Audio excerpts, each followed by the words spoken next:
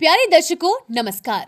तारीख आज 25 जनवरी 2025 दिन शनिवार, हिंदी तिथि माघ माह कृष्ण पक्ष की एकादशी।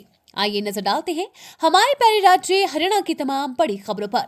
वीडियो शुरू करने से पहले कमेंट बॉक्स में जय हिंद लिखकर हमें सपोर्ट करें और हाँ, वीडियो को पूरा जरूर देखें क्योंकि इस वीडियो में हम जानेंगे बिजली पानी मौसम सरकार के नए नियम ऐलान। तो चलिए शुरू करते हैं। हरियाणा में 25 जनवरी की रात से ठप हो जाएंगी ऑनलाइन सेवाएं, निपटा ले जरूरी काम। हरियाणा में 25 और 26 जनवरी को प्रदेश सरकार द्वारा उपलब्ध कराई जा रही ऑनलाइन सेवाएं अस्थायी रूप से बंद रहेंगी। इस दौरान राज्य डेटा सेंटर द्वारा विभिन्न सरकारी पोर्टल के अपग्रेडेशन का काम किया जाएगा, जिससे लोगों को भविष्य में और बेहतर, तेज तथा सुरक्षित ऑनलाइन सेवाएं उपलब्ध हो सकेंगी।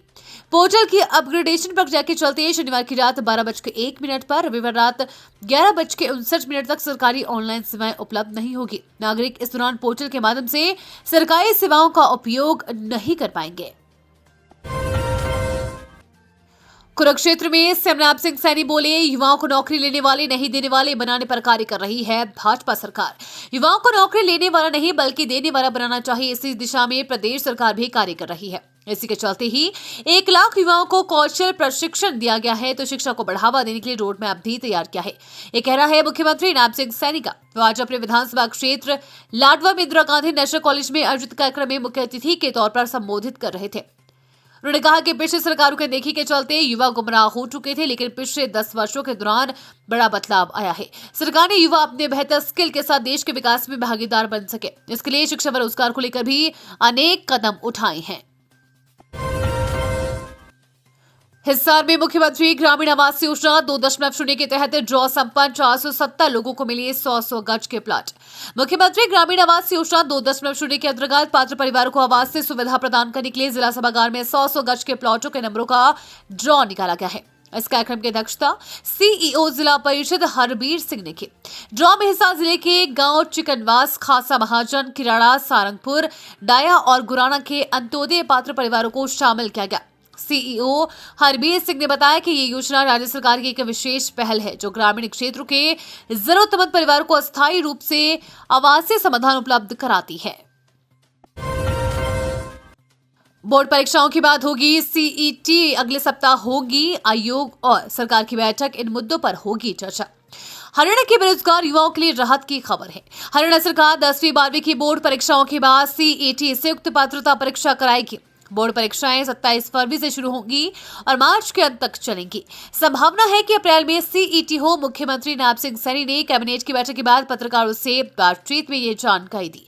मुख्यमंत्री ने कहा कि सरकार सीईटी कराने के लिए तैयार है और बोर्ड परीक्षा के बाद ये परीक्षा कराने की योजना तैयार की गई है।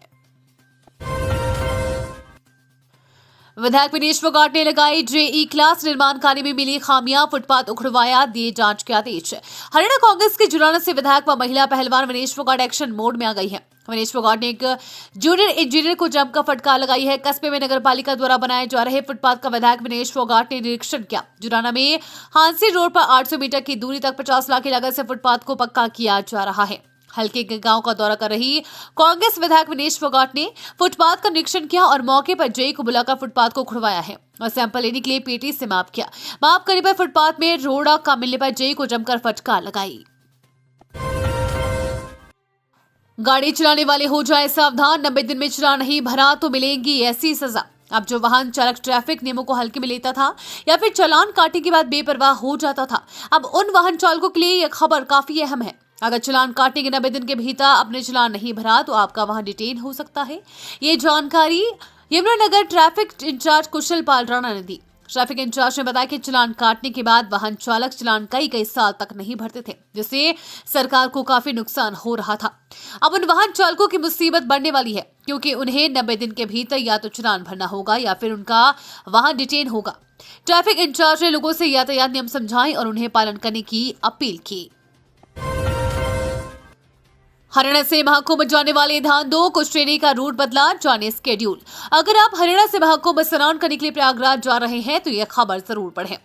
भारतीय रेलवे ने कुछ ट्रेनों का टाइम टेबल बदला है और कई के स्टेशन में परिवर्तन किया गया है। यात्री परेशानी से बचने के लिए घर से निकलने से पहले स्केड्यूल जरूर देखें।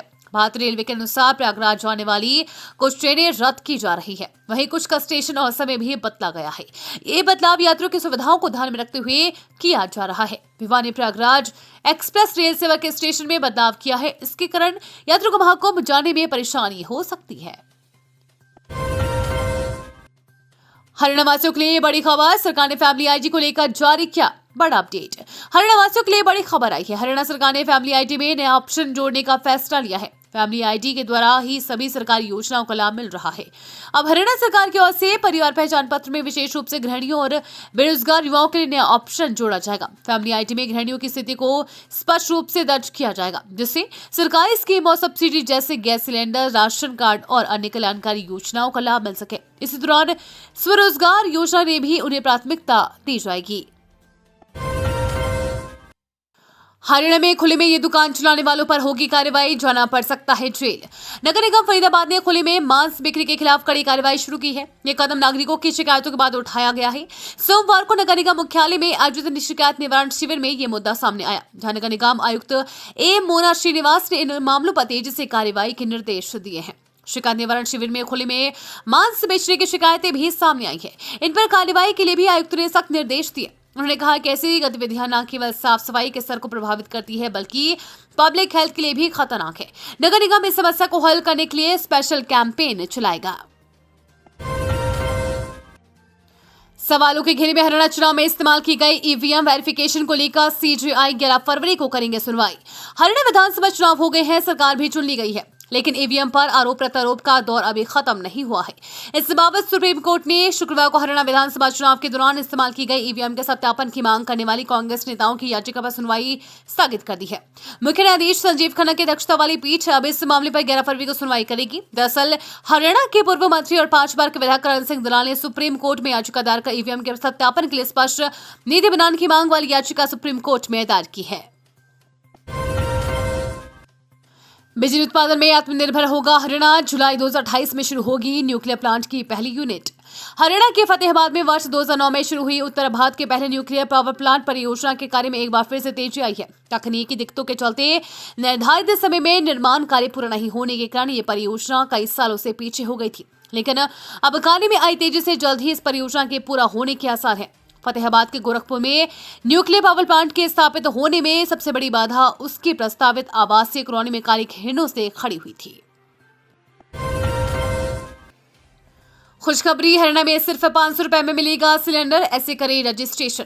प्रदेश की भाजपा सरकार गरीबी रेखा से नीचे जीवन जीने वाली बीपीएल श्रेणी की करीब 52 लाख महिलाओं को 500 रुपए में गैस सिलेंडर देने को तैयार बैठी है, लेकिन पात्र महिलाएं इस सुविधा का लाभ प्राप्त करने में रुचि नहीं दिखा रही है।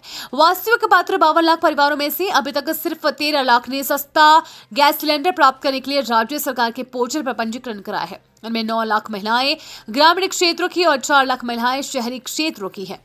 परिवार पहचान पत्र में चूंकि मुख्य पुरुष है, इसलिए राज्य सरकार ने खाद्य एवं आपूर्ति विभाग का एक नया पोर्टल लॉन्च किया है। ये थी आज की फटाफट खबरें। हम मिलेंगे अगले बुलेटिन में, तब तक के लिए धन्यवाद और जय हिंद।